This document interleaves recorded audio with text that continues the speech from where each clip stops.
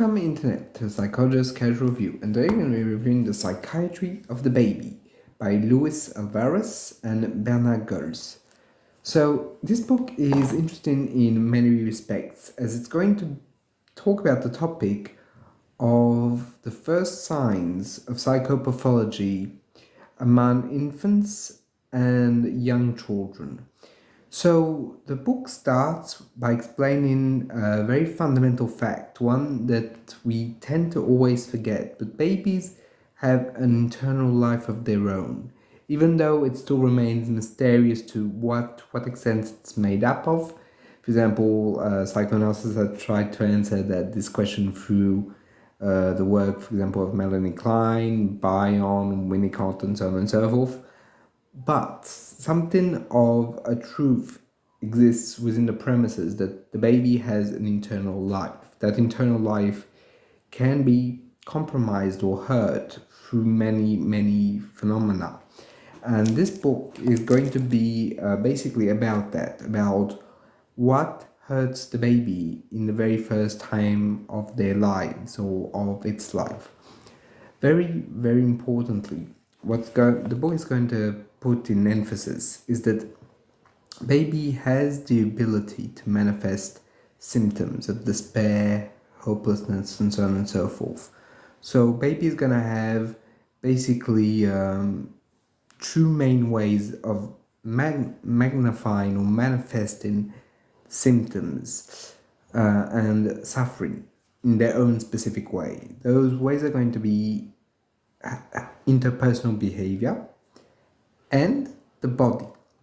So very briefly, the interpersonal relations is the fact that baby is going to basically or be open or shut to relations. In this book they explain, for example, in early stages of autism, right? Baby might not react to being called or might turn the head if ever the parent is looming over them or looking at them.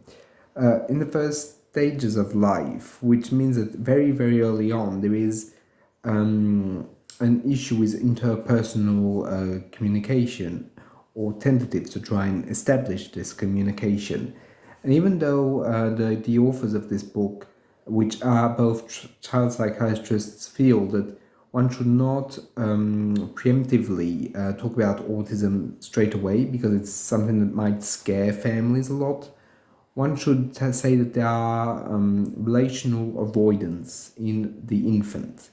Therefore, it's very important to talk about it, to manifest the symptom, but not necessarily to categorize straight away, straight from the get-go, which is an interesting perspective because more and more we tend to try and say, at least when we take care of autistic people, that the sooner the better in terms of diagnosis. So therefore, this book takes another approach of late time development. Perhaps the autistic traits will fade out or will be less massive given time and the development of the interpersonal relationship with the parents.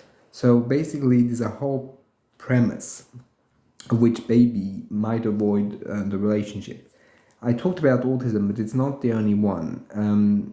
There are other ways for baby to avoid contact. For example, avoiding contact can also go through the fact of not, for example, playing, not investigating the world, not engaging with it. And this is not the normal state of an infant. An infant normally enjoys learning, enjoys exploring the world, enjoys just being there. So the Alvarez and Golse both point out that there is this fundamental disruption if baby isn't interested in exploring, in interacting, in discovering. There is a problem. Now, on the second part, baby can also use their body. So the body is used by baby in a very specific way. For example, there are symptoms that are very specific to the infant. For example, anorexia. So this is very interesting. In the very early stages of life, an infant might to show that it's the stress. Stop eating.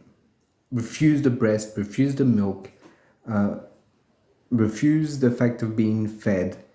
And it often implies something very, very severe. Like, for example, or depression in the caregivers. It's very deep, meaning they can't really connect with the child, or that the child themselves are depressed and at a very severe stage. This, and they do warn it, is something that can, in severe cases, cause the death of the infant, because the infant might really prevent themselves from being fed to the very extreme point of basically death. He says that it's very important to keep in mind that even though these cases are very extreme, they're relatively rare. Also, very important, before making the assumption that it's a mental form of anorexia, i.e. when the infant refuses to feed for psychological reasons, we have to evaluate all the biological reasons that might cause it, like, for example, pain, digestive pain, suffering when there's a form of suction, a form of sucking.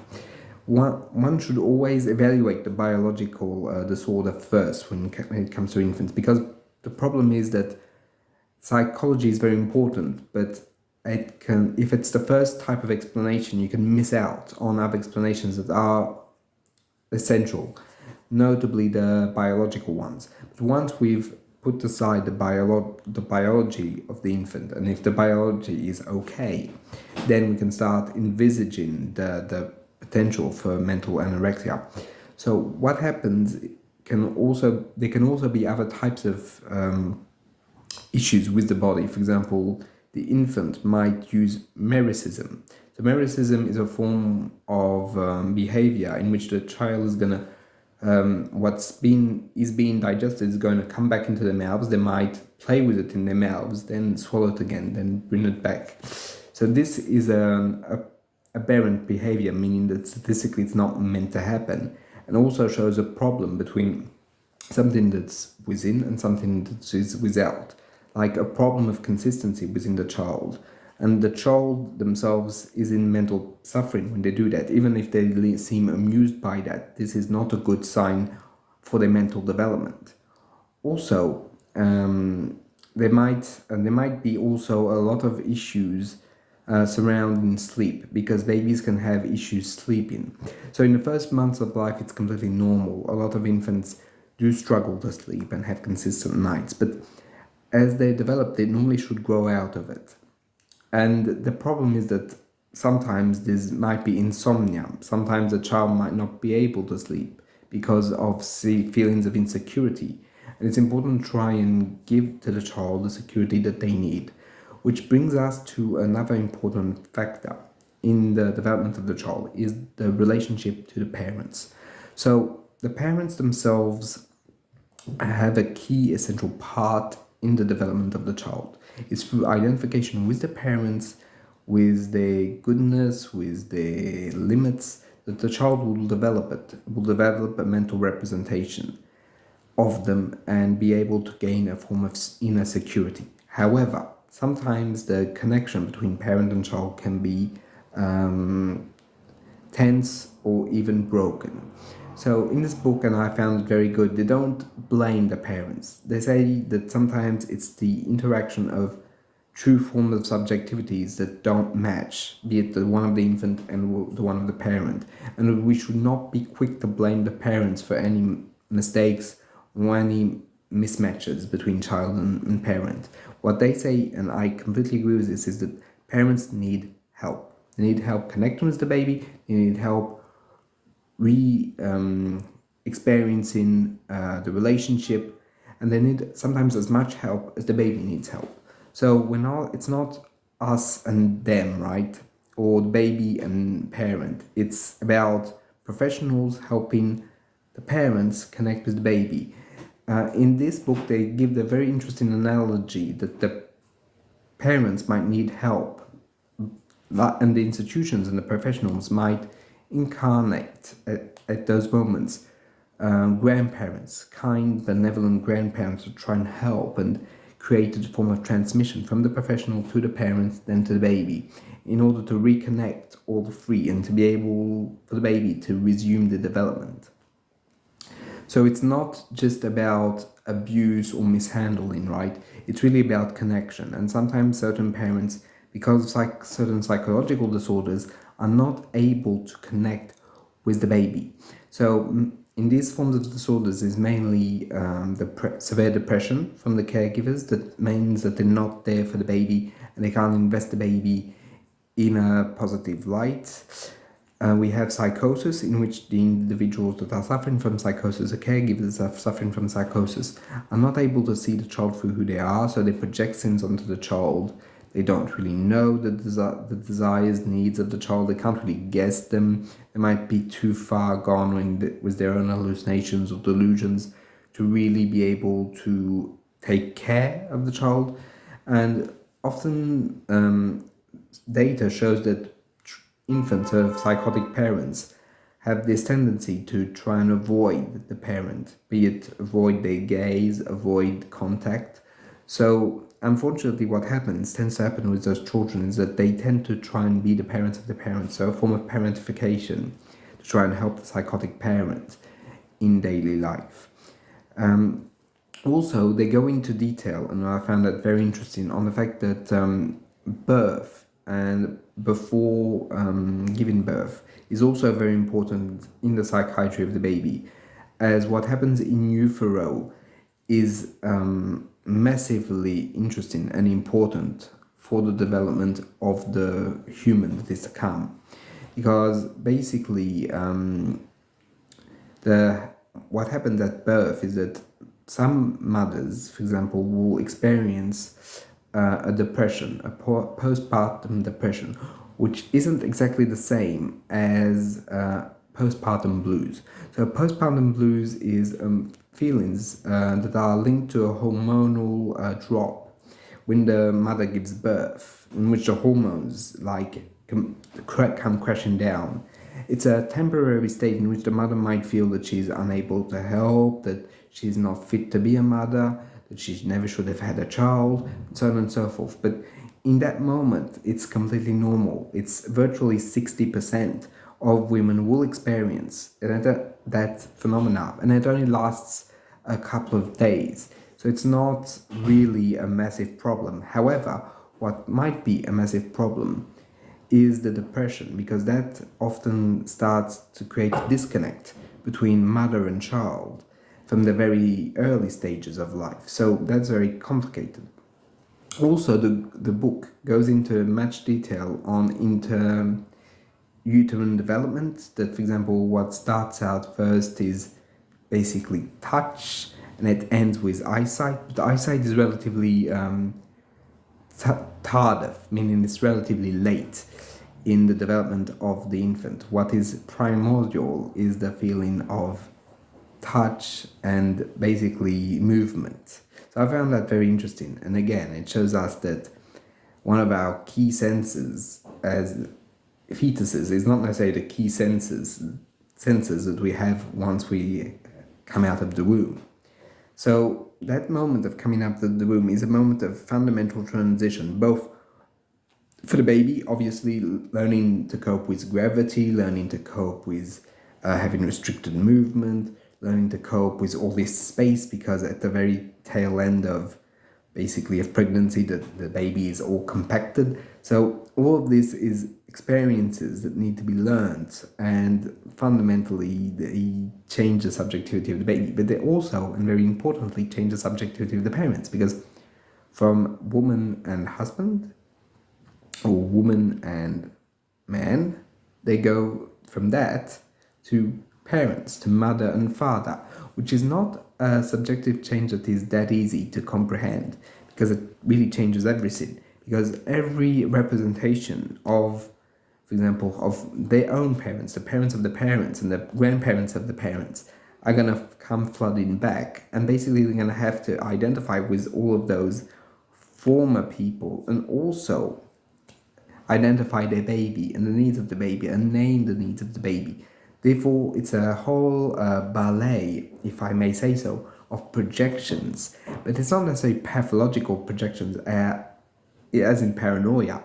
It's sometimes something that's much more subtle, in which, oh, they have the eyes of the grandfather, or oh, he has your jaw, so on and so forth. So it's not necessarily pathological. Now, I would even say it's normal, ordinary, and even good. And so in this book, they insist that it is a good sin, and what is paramount is the attachment, is the connection between infant and parent.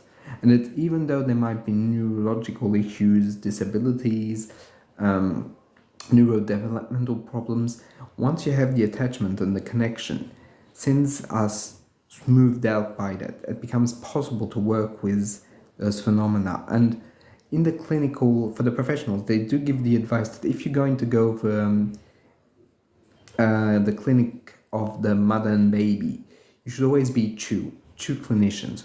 One to focus on the needs of the mother and to be able to be there to talk to her, to be able to really attend to her needs, and another for the needs of the infant.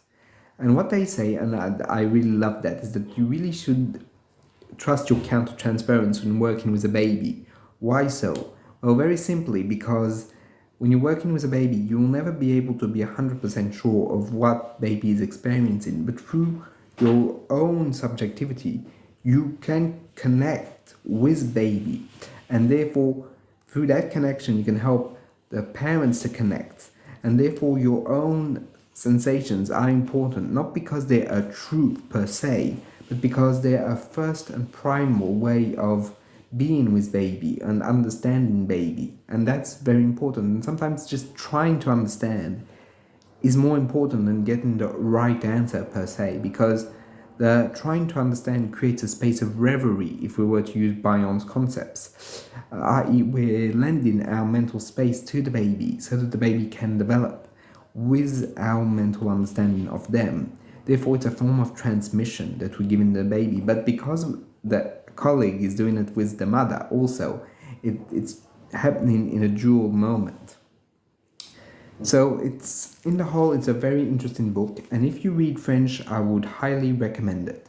Also, it's part of the collection Que sais-je, which in France is a very famous collection, which basically is compact, condensed version of knowledge. And this book is filled to the brim with very interesting knowledge, and things that I found highly important, and that I think in university we're not trained enough into the psychology and psychiatry of the baby.